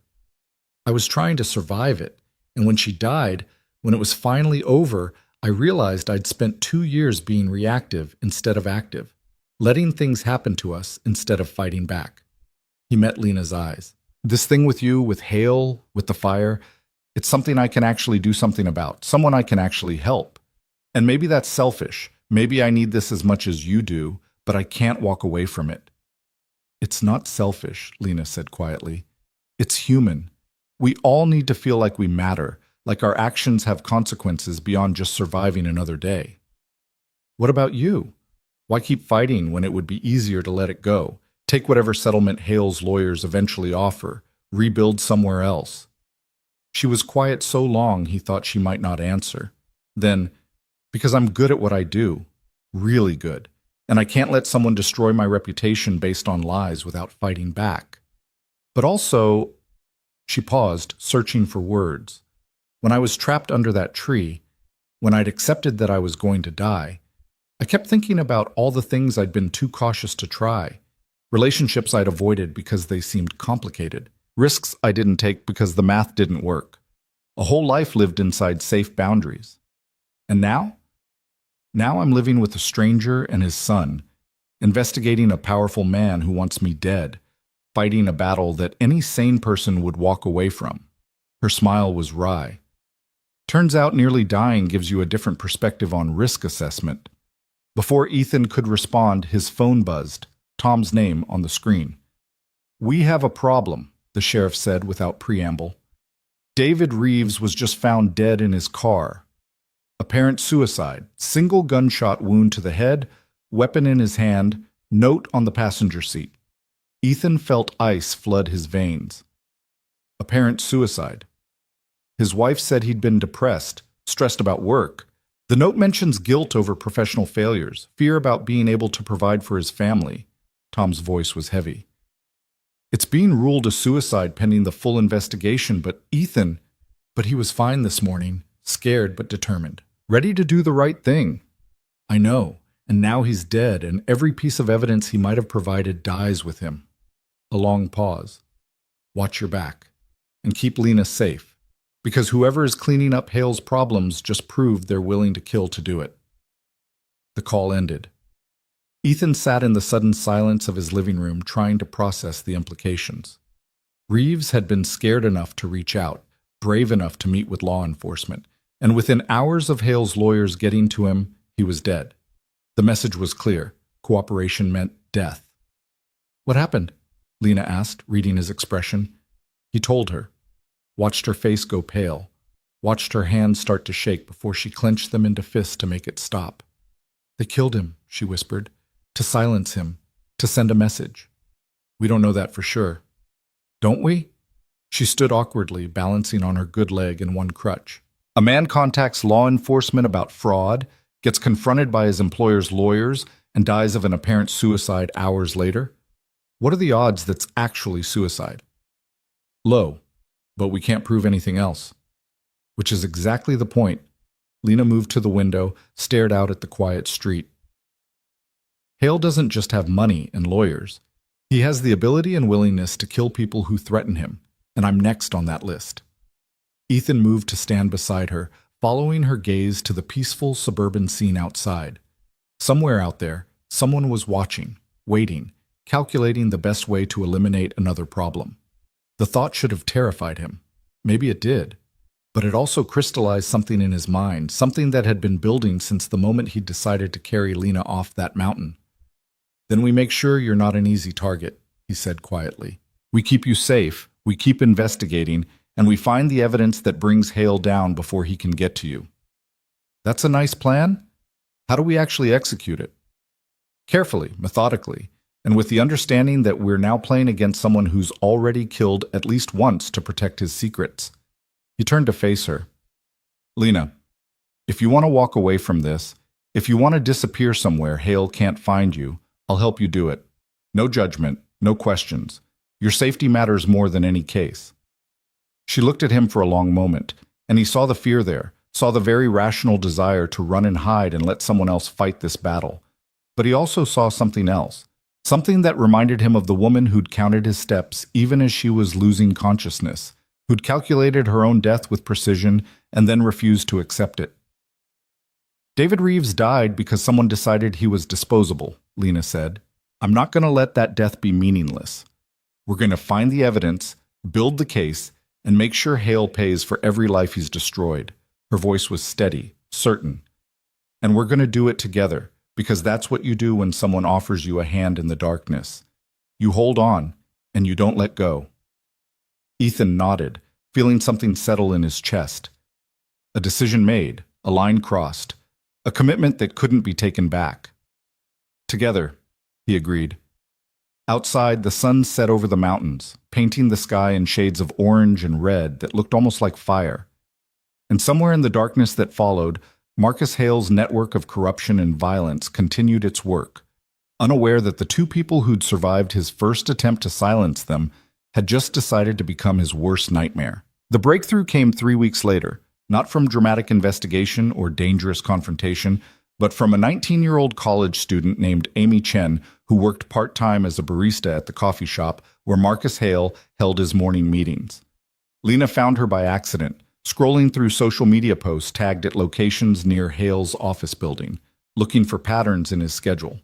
Amy had posted a photo of an elaborate latte with the caption, "When your customer leaves behind a whole meeting's worth of documents and you spend your break reading about corporate fraud like it's a thriller novel." The post was 2 days old and had 7 likes. Lena stared at it for a full minute before calling Tom Morrison. "I think I found something," she said when he answered. "Or someone, a barista who might have accidentally collected evidence." Tom arrived at Ethan's house within the hour, Chen right behind him. They sat around the kitchen table while Lena explained, pulling up Amy's social media profile on her borrowed laptop. "She works at the Mountainside Cafe," Lena said. "According to her post, she's a business major at the community college, works mornings before class. Hale meets there every Tuesday and Thursday at 7 a.m. with various members of his team." "And she kept documents he left behind?" Chen leaned forward, studying the screen. "That's either very smart or very dangerous. According to her most recent post from this morning, she's been collecting them for 3 months, Thought they might be useful for a business ethics class she's taking. Lena pulled up another photo, this one showing a stack of papers with corporate letterhead visible. She has no idea what she's sitting on. Or she's bait, Tom said quietly. Hale finds out some college kid has been collecting his documents, plants something incriminating, waits to see who comes looking. It's possible, Lena admitted. But look at her profile. She's real. 3 years of posts, hundreds of photos with friends and family, completely normal college student life. If this is a setup, it's incredibly elaborate. Ethan, who'd been listening from his position by the stove where he was making coffee, spoke up. So we approach her carefully. Feel her out. See if she's legitimate before we reveal why we're interested. We don't approach her at all, Chen said firmly. If this is real, the moment we make contact, we put her at risk. And if it's a trap, we walk right into it. Then what do you suggest? Lena's frustration was evident. We finally have a potential lead, and we just ignore it? We investigate her first, quietly. Make sure she's who she says she is, that her story checks out, that approaching her won't get her killed like Reeves. Tom pulled out his phone, started typing. Give me 24 hours to run a background check, talk to some people at the college, verify she's not connected to Hale in any way. And if she checks out, then we figure out the safest way to make contact and get those documents without painting a target on her back. The conversation was interrupted by Danny appearing in the kitchen doorway, backpack slung over one shoulder, looking between the adults with the uncanny perception kids develop when grown-ups are trying to hide things. Is everything okay? He asked. Everything's fine, buddy, Ethan said, immediately shifting into dad mode. Just talking about some work stuff. You finish your homework? Yes. Can Lena help me with my math? She's really good at explaining angles and measurements. Over the past 3 weeks, Danny and Lena had developed an easy rapport that surprised Ethan with its naturalness. She helped with homework, listened to his endless questions about how things worked, and treated him like a small adult rather than a child who needed protecting from reality. In return, Danny had appointed himself her recovery assistant, bringing her water and snacks, making sure her crutches were always within reach, and providing cheerful commentary on everything from morning cartoons to the proper construction of sandwiches. Go get your homework, Lena said, smiling at Danny despite the tension that had filled the kitchen moments before. We'll tackle those geometry problems together. After Danny had retrieved his math book and settled at the table with Lena, the adults moved into the living room to continue their conversation in lower voices. 24 hours, Tom confirmed. I'll contact you as soon as I know anything. Meanwhile, everyone stays alert.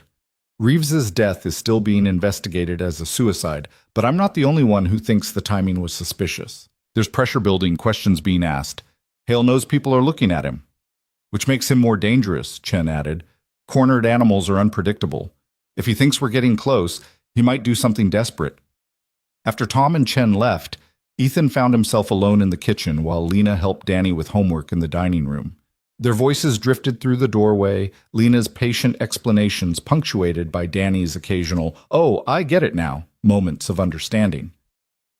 Mrs. Chen appeared at the back door, letting herself in with the key Ethan had given her years ago. She carried a casserole dish that smelled like heaven. "Chicken and rice," she announced, setting it on the counter. "And before you say I don't need to keep feeding you, I'm going to remind you that cooking for 2 extra people is actually easier than cooking for 1, so you're doing me a favor."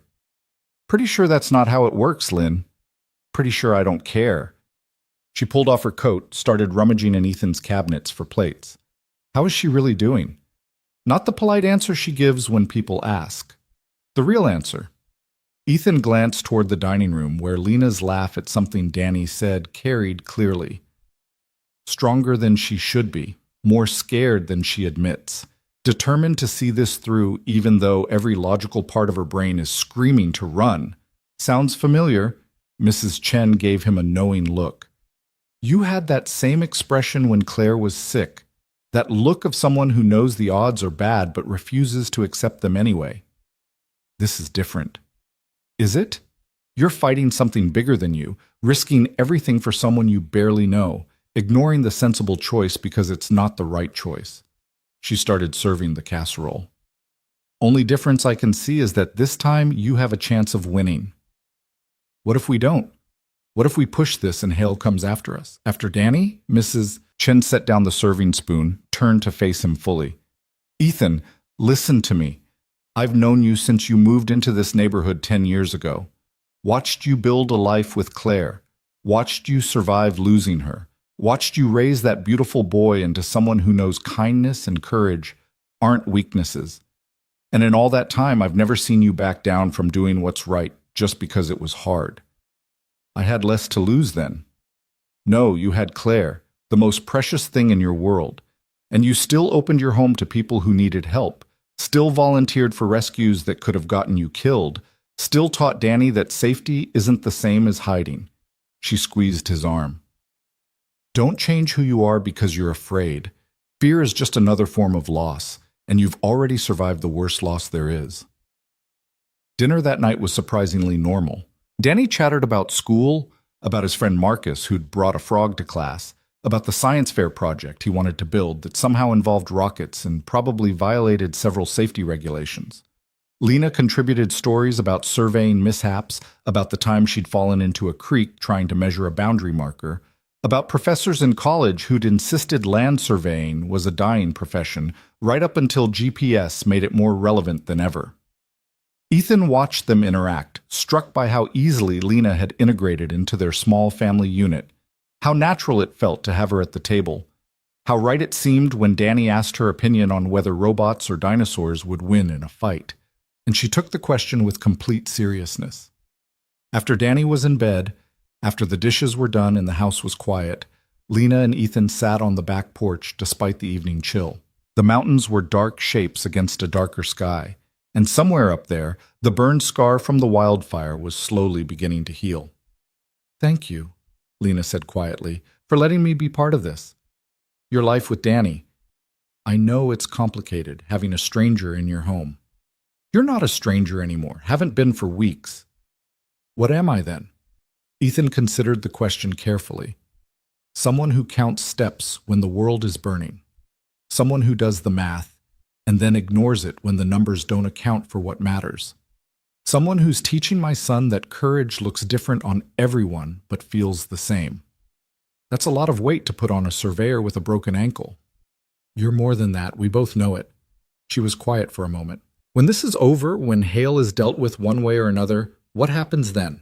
Do I just go back to my old life, or find a new job in a different county, pretend the past month didn't happen? Do you want to? I don't know what I want anymore. A month ago, my life was organized, predictable, safe. Now it's none of those things, and somehow I'm happier than I've been in years. She laughed softly. How does that make any sense?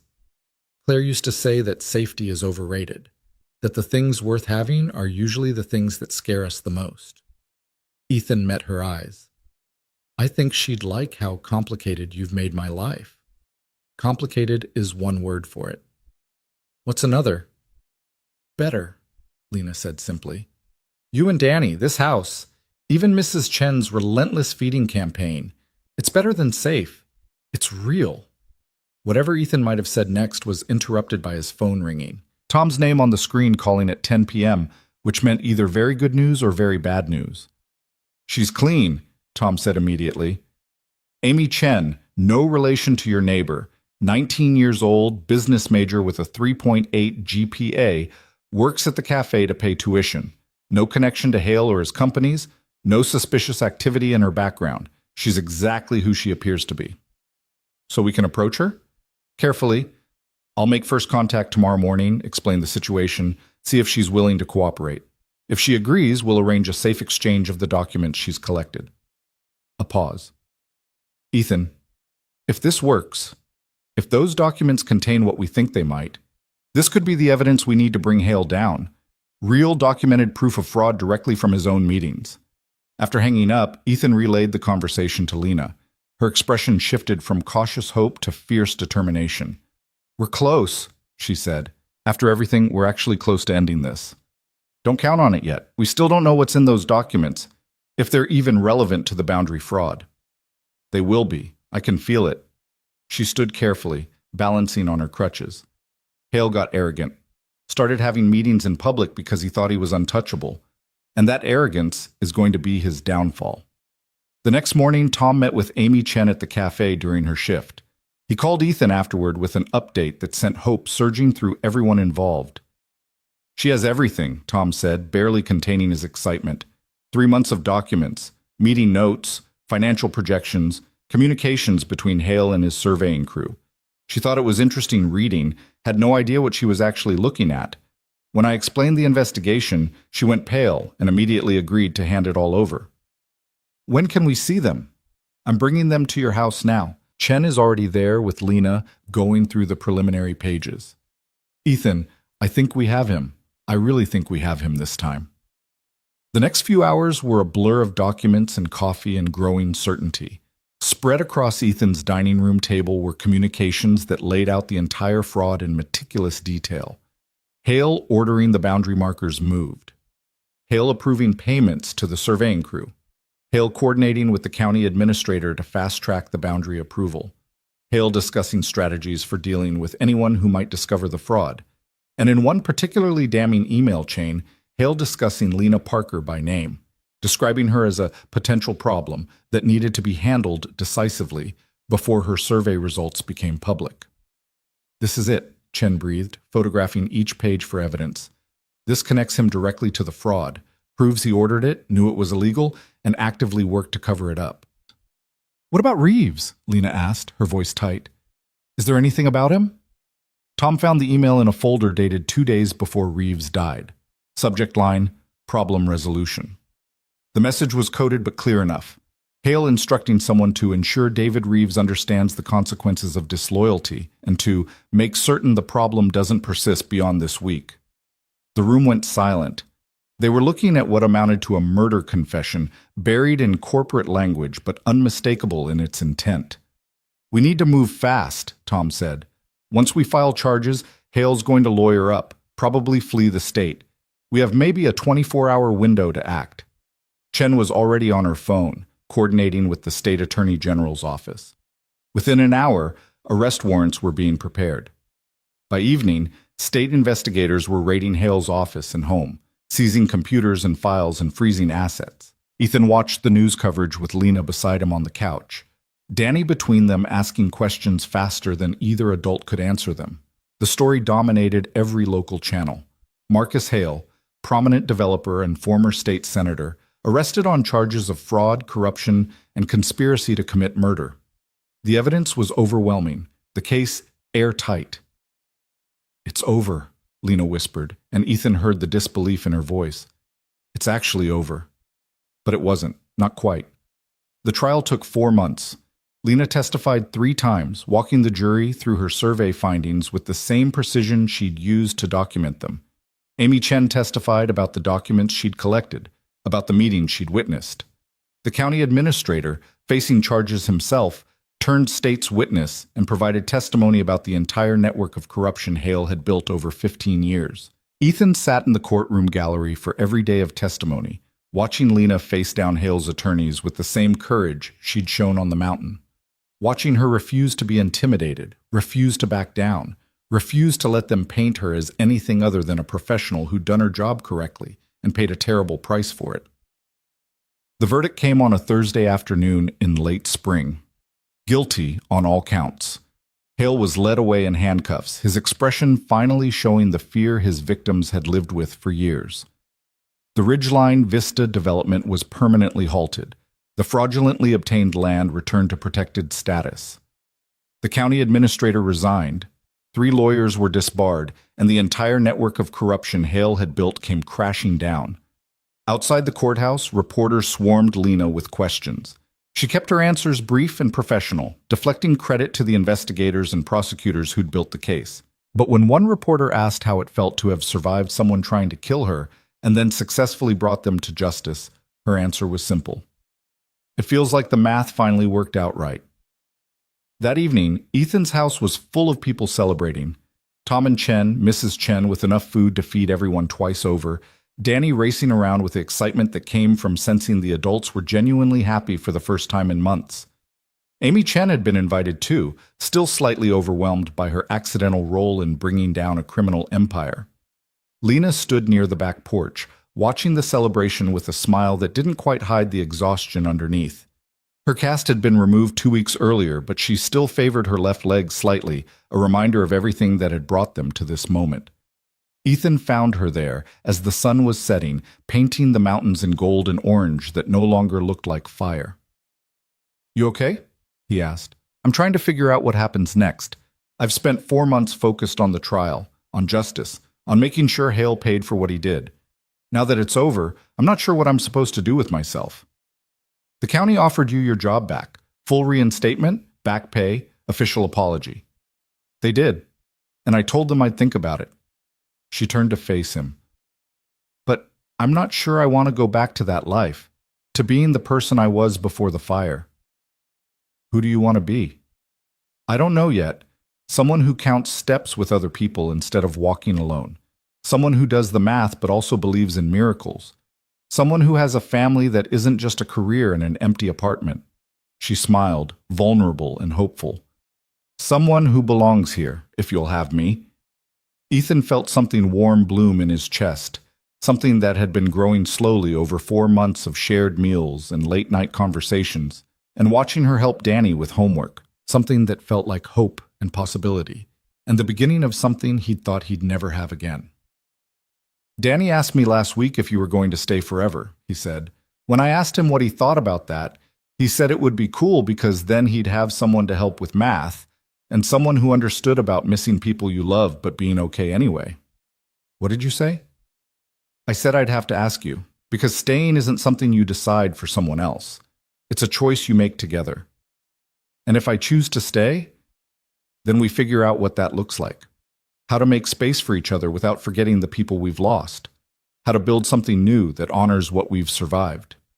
He took her hand, felt her fingers intertwine with his. How to be a family that includes scars and courage and the occasional wildfire rescue. Lena laughed, the sound genuine and bright. "That's a pretty specific family description." "We're a pretty specific family." Inside, someone had turned on music.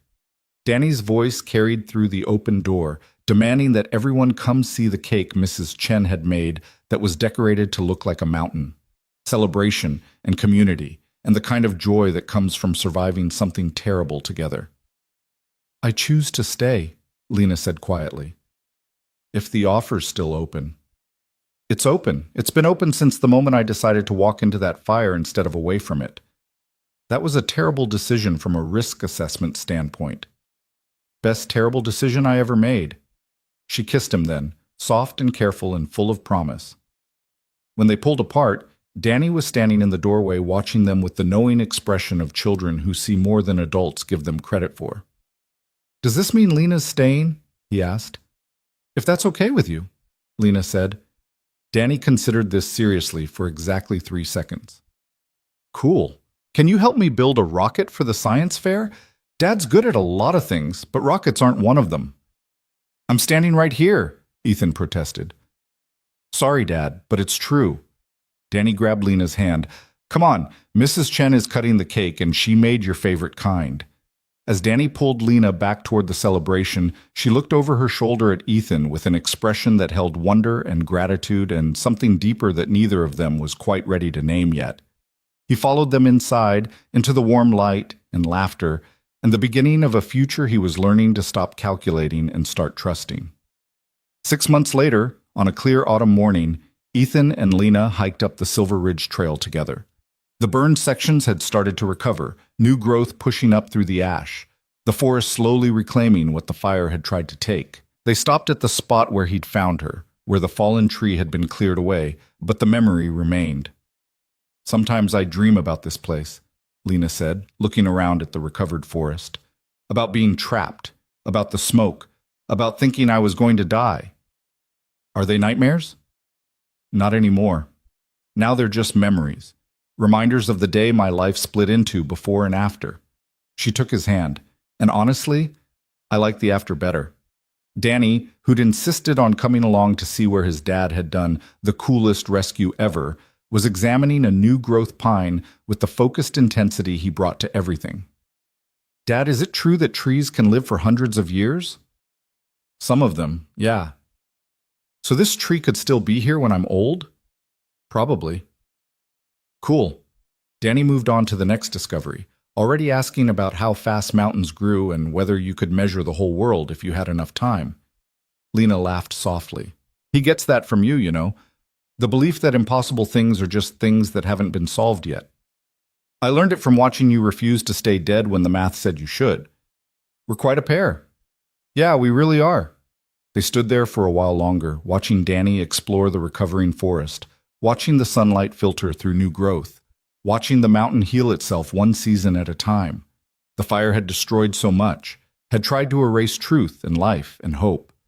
But in the cleared ground, something lasting had grown. Something built not from safety or certainty or perfect calculations, but from courage and choice and the simple decision to walk towards someone who needed help instead of away. The mountain would always carry the scars of what had burned. So would they. But scars were just evidence of survival, proof that something terrible had been faced and overcome. And in the end, that was enough. More than enough. It was everything. As they started back down the trail together, Danny running ahead with endless questions, Lena leaned into Ethan's side and he wrapped his arm around her shoulders. And in that moment, the math finally worked perfectly. Two people who'd walked through fire. One boy who'd lost his mother and found a family. One truth that refused to burn. One choice that changed everything. The mountain stood witness to it all, patient and permanent, as the three of them headed home.